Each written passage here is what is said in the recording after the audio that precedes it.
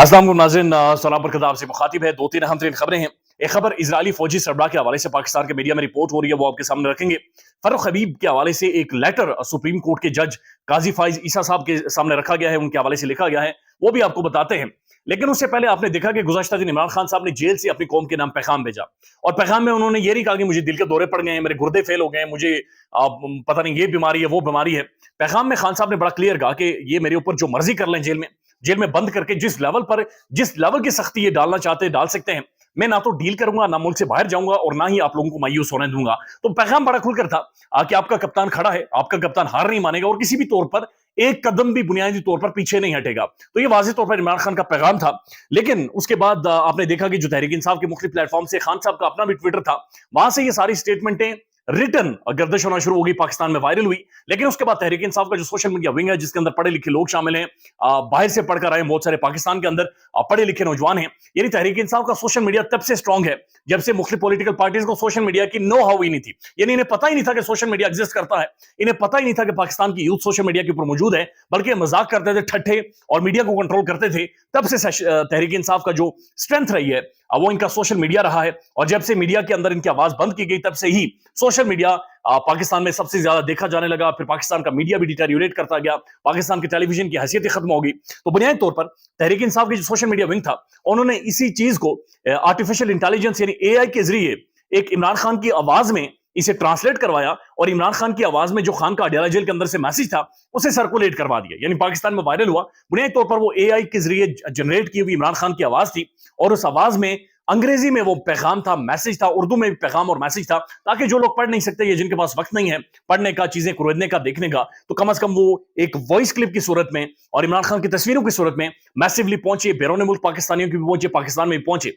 अब जो ही वो ऑडियो क्लिप वायरल होती है, तो मुस्लिम लीग नून के बहुत सारे साफी हैं जिन्हें खान का नाम आ जाए तो उन्हें मर्चे लगना शुरू हो जाती हैं, चीखो पुकार करना शुरू कर देते हैं, गले फाड़ना शुरू कर देते हैं, फेफड़े फाड़ देते हैं। तो अचानक से जब वकार सती साहब, ये वही वकार सती साहब है जो प्रोमिनेंट जर्नलिस्ट तो हैं ही हैं, लेकिन इन्होंने इमरान खान साहब के हवाले से, तौहीन मजहब के हवाले से नैरेटिव बनाने में बहुत बड़ा किरदार अदा किया था। और ये वही नैरेटिव था जिसके बाद इमरान खान के ऊपर एक अटैक हुआ था, उन्हें गोलियां मारी गई थी। तो उन्होंने फौरी तौर पर जो ही आवाज सुनी, कुछ सोचे समझे बगैर इन्होंने जाकर ट्वीट दाग दिया, जिसके ऊपर सोशल मीडिया पर इनके ठट्ठे बन रहे हैं, लोग इनका मजाक उड़ा रहे हैं, इनके हवाले से मीम्स बना रहे हैं, और कह रहे हैं कि जनाब दो चार जमातें कम से कम पढ़ लें, कम से कम ये थोड़ा सा नून लीग यानी नवाज शरीफ जीवे जीवे नवाज शरीफ शेर आवेगा, पता नहीं ये कर देगा वो कर देगा, थोड़ा सा इससे निकलें और थोड़ा सा दुनिया में देखें कि दुनिया में हो क्या रहा है। तो वकार सती साहब ने जो ट्वीट किया है, जिसकी वजह से उन पर बड़ी मजाक बना है उनका, वो यानी एआई आर्टिफिशियल इंटेलिजेंस के जरिए एक जनरेटेड जो वॉइस थी उसके ऊपर क्या लिखते हैं, वो लिखते हैं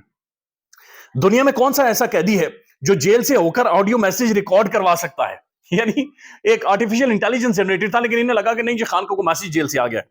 और पाकिस्तान में ये सहूलत और किस किस कैदी को हासिल है, किस किस कैदी ये वापस शरीफ खानदान की तरफ जा रहे हैं कि उन्हें जी सहूलत नहीं थी, उन्हें फैसिलिटीज नहीं थी। हालांकि नवाज शरीफ साहब के खाने का सिर्फ मेन्यू ही आप देख लें तो आप हैरान हो जाएंगे कि निहारी, बोटियां, कीमा, कलौंजी वाले नान और तबाही, यानी मियां साहब वहां पर बैठकर भी यकीन माने कि ड्यू पेप्सी के अलावा कुछ खाते पीते नहीं थे। वो कहते हैं कि और पाकिस्तान में किस किस कैदी को ये सहूलत हासिल रही है, अडयाला जेल में मुलाकाती किसकी इजाजत से फोन लेकर जाते हैं, जेल में अब कौन सहूलतकारी कर रहा है।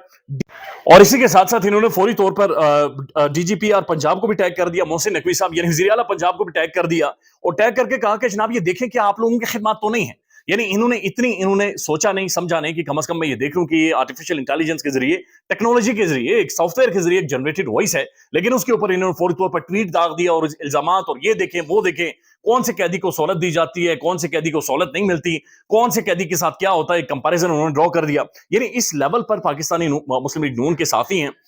यानी इनकी जो साफ्ती तहकीक है, इनकी जो इन्वेस्टिगेशन है, इनकी जो समझ है, इनकी जो जर्नलिस्टिक अंडरस्टैंडिंग है, यानी वो यहां तक है कि ये सतही तौर पर चीज को देखते हैं और उसके बाद फौरी तौर पर ट्रेंड्स के अंदर बह जाते हैं, अपनी खुन्नस निकालना शुरू कर देते हैं, बातचीत करना शुरू कर देते हैं। यानी ये भी अपने आप में एक सवालिया निशान है कि पाकिस्तान की सहाफत किस लेवल पर गिरी हुई है, और पाकिस्तान की सहाफत असल में बुनियादी तौर पर चंद सिर्फ मुकासिद हासिल करने के लिए होती है, इसके अलावा कुछ नहीं होती। अब एक और खबर है, और ये खबर ज़ाहिर आपको पता है फर्रुख हबीब साहब, उनके बारे में अभी भी दरखास्तें दी जाती हैं कि उन्हें बाजियाब करवाया जाए, और उनके बारे में किसी को इल्म नहीं है कि फर्रुख हबीब कहां पर है। जबकि पाकिस्तान का जो प्रोमिनेंट अंग्रेजी अखबार है डॉन न्यूज, आज से तकरीबन एक डेढ़ वीक पहले जब फर्रुख हबीब साहब को ग्वादर से गिरफ्तार किया गया था, तो पाकिस्तान का प्रोमिनेंट अंग्रेजी अखबार डॉन न्यूज के फ्रंट पेज के ऊपर ये स्टोरी थी, और उसमें बाकायदे से लिखा गया था कि फर्रुख हबीब को बाकायदे से रेकी करके, उनका पीछा करके उन्हें गिरफ्तार किया गया है, उनकी एक सर्विलेंस की गई गई है, और सर्विलेंस के बाद ये भी खबरें रिपोर्ट होना शुरू हो गई कि उन्हें एक अनआइडेंटिफाइड जगह पर मुंतकिल कर दिया गया है। और उस वक्त ये कहा जा रहा था कि पाकिस्तान के मुख्तलिफ जो इदारे हैं उन्होंने फर्रुख हबीब को ज़ाहिर गिरफ्तार किया, ग्वादर के अंदर एक होटल से गिरफ्तार किया, और उसके बाद अभी तक वो किसी अदालत में पेश नहीं हुई और उनके बारे में पता नहीं है कि कहां पर हैं। लेकिन बहरहाल अभी तक ना तो पुलिस को पता है ना किसी भी अदालत को पता है। तो उनकी जो बेगम है उन्होंने सुप्रीम कोर्ट ऑफ पाकिस्तान के चीफ जस्टिस ऑफ पाकिस्तान जनाब काजी फाइज ईसा साहब को एक खत लिखा है। ये वही काजी फाइज ईसा साहब है जिन्होंने 4 दिन पाकिस्तान में लाइव ट्रांसमिशन करवाई, पाकिस्तान में रोला डाले रखा, पाकिस्तान में पूरा ऑन एयर टाइम मीडिया का इन्होंने कंज्यूम किया। लेकिन अब इनके सामने एक और लेटर, और आपको याद होगा कि अरशद शरीफ साहब के भी ऐसे कई लेटर्स हैं जो सुप्रीम कोर्ट में चीफ जस्टिस ऑफ पाकिस्तान तक पहुंचे, लेकिन पाकिस्तान की अदालतें अरशद साहब को उस वक्त तहफ़्फ़ुज़ नहीं दे सकी, बल्कि उसके बाद उनके शहादत के बाद भी अभी तक पाकिस्तान की अदालतें वो मुकदमात को आगे नहीं लेकर जा सकी। ये भी पाकिस्तान की अदालतों के ऊपर क्वेश्चन मार्क है। लेकिन उनकी बेगम ने जो बुनियादी तौर पर लेटर लिखा है, लेटर में वो ये लिख रही हैं कि खदशा ये है कि मेरे शौहर को अपनी सियासी वाबस्तगी तब्दील करने पर मजबूर करने के लिए शदीद दबाव और टॉर्चर का निशाना बनाया जा रहा होगा। यानी इन्हें भी ये कंसर्न है, मेजर कंसर्न है कि चले उन्हें नुकसान तो होगा ही होगा, लेकिन बड़ा नुकसान ये है कि उनकी सियासी वाबस्तगी को लेकर मसला क्रिएट कर सकता है। उनकी इमरान खान के साथ जो वफादारी है, खान के साथ जो खड़े होते हैं, उसे जबरदस्ती या टॉर्चर करके या मार कूट के बुनियादी तौर पर वो ये चाह रहे हैं कि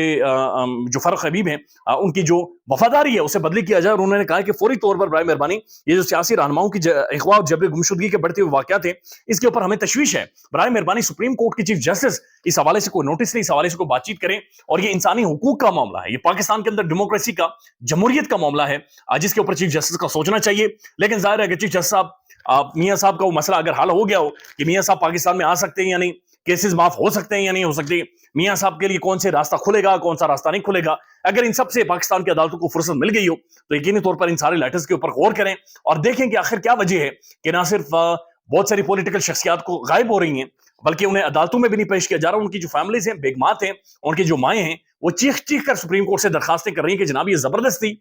इनसे वफादारियां तब्दील करवाई जा रही। अब जो इजराइल के हवाले से खबर है, इजराइल पैलेस्टीन हमास एक बहुत बड़ा एक तनाज़ा बना हुआ है पूरी दुनिया का।